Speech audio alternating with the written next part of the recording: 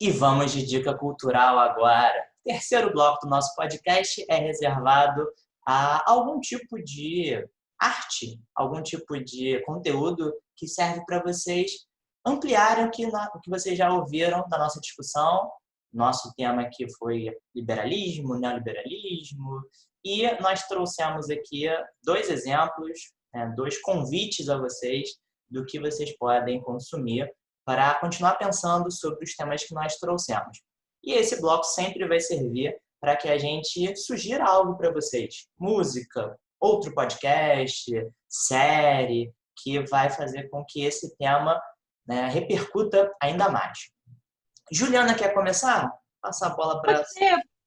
Pode ser. Todo mundo sabe, bom, quem já conhece o Igor sabe que vem filme, né? Então, como o meu é menos previsível, então eu vou começar. Minha dica cultural é o livro Democracia na América, de um autor chamado Alex de Tocqueville. Essa incrível obra foi escrita em 1835. Tocqueville é um dos nomes do liberalismo clássico do século XIX.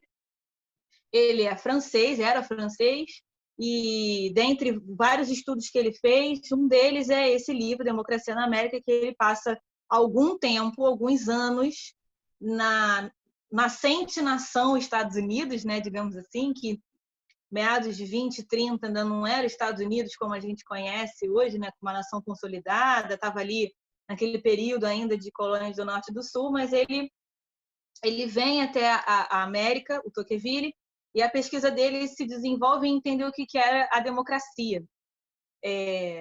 Em todas as relações sociais, econômicas, culturais, e ele dá vários exemplos muito interessantes sobre a democracia no casamento, a democracia na religião.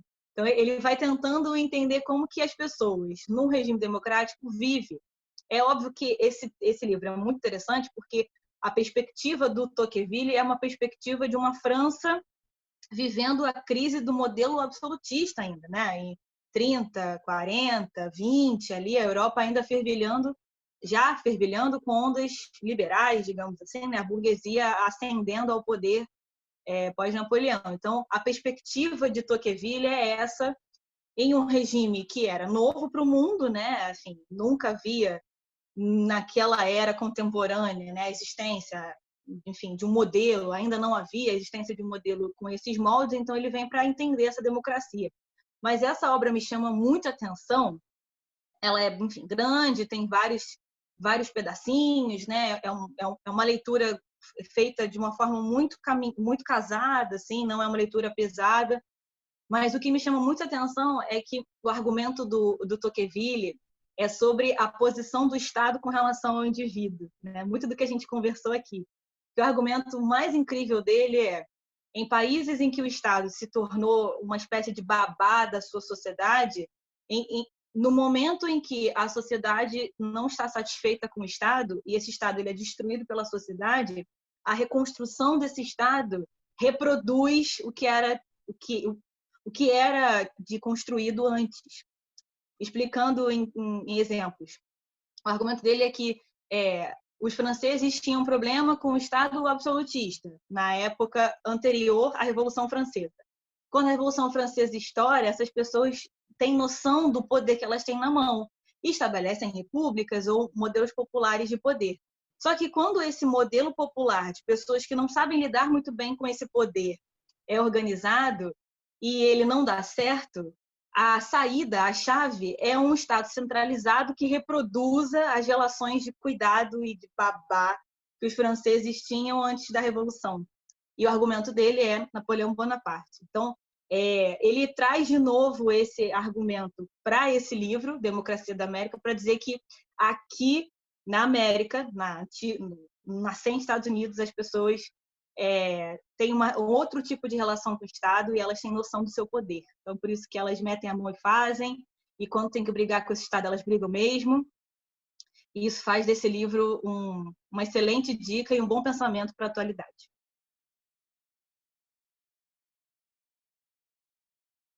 Interessante ver o contexto em que o Tocqueville escreveu, né? Como você falou, Juliana, é uma França mergulhada naquelas revoluções liberais, é o Tocqueville tentando entender o que se passava na França, tendo como análise os Estados Unidos, mas ali é outra realidade, né? Os Estados Unidos que carregam com tanta força essa noção do indivíduo, da liberdade individual, esse como um direito fundamental, né? Que eles se agarram ali fortemente e não dispensam de maneira nenhuma. E é interessante também o lance do democracia no casamento, democracia... Né? É muito louco, assim. Eu acho que ele entende essa entidade presente em todos os lugares, né? Mas, enfim, fica a dica e me siga para mais dicas e é isso. Fala, Igor, fala seu filme. Com certeza é um filme, né? Talvez eu ainda fique um pouco no clichê nesse programa. Prometo que irei me esforçar nos próximos para surpreender vocês e não insistir no mesmo clichê. Mas a minha dica de hoje é um filme. Sim, é um filme. E meio que para fazer um ciclo e voltar àquilo que eu falei lá no primeiro bloco, não tem na Netflix, gente. Desculpa, vou ficar devendo essa. Não tem. Mas vocês conseguem encontrar por outros meios, um tanto quanto não ortodoxos, vamos colocar assim, meios diferentões. Vocês acham? É um filme chamado Você Não Estava Aqui. É um filme inglês, dirigido por um cara muito renomado no cinema inglês, chamado Ken Loach. Tem na Netflix um outro filme dele que conversa bastante com esse que eu estou recomendando, que é o Eu, Daniel Blake.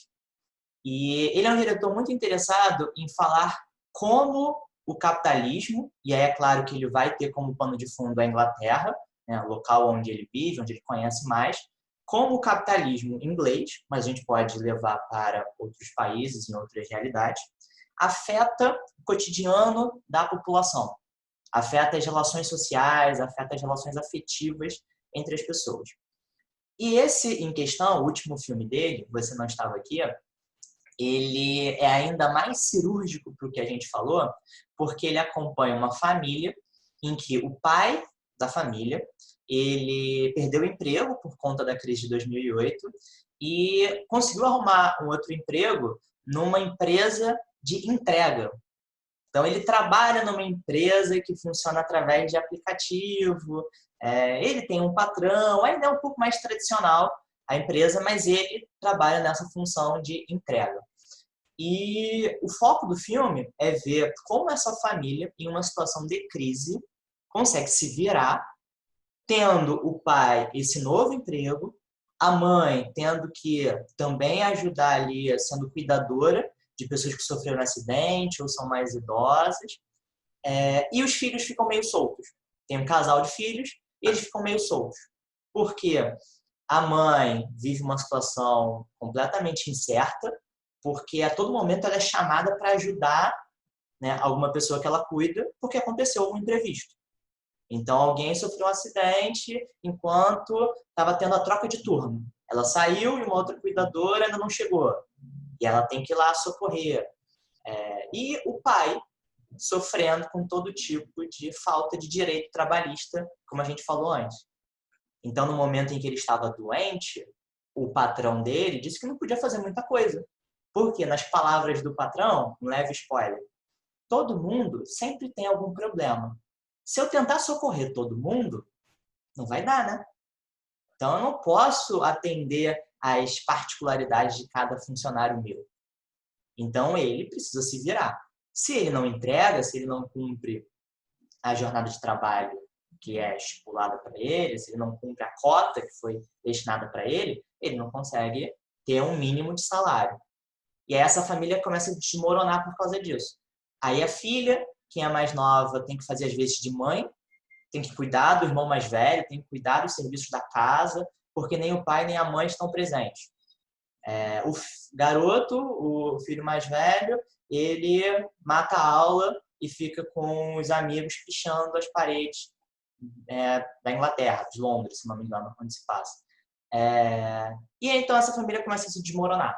Ela começa a brigar pelos efeitos desse tipo de modelo de trabalho que a gente tanto falou aqui.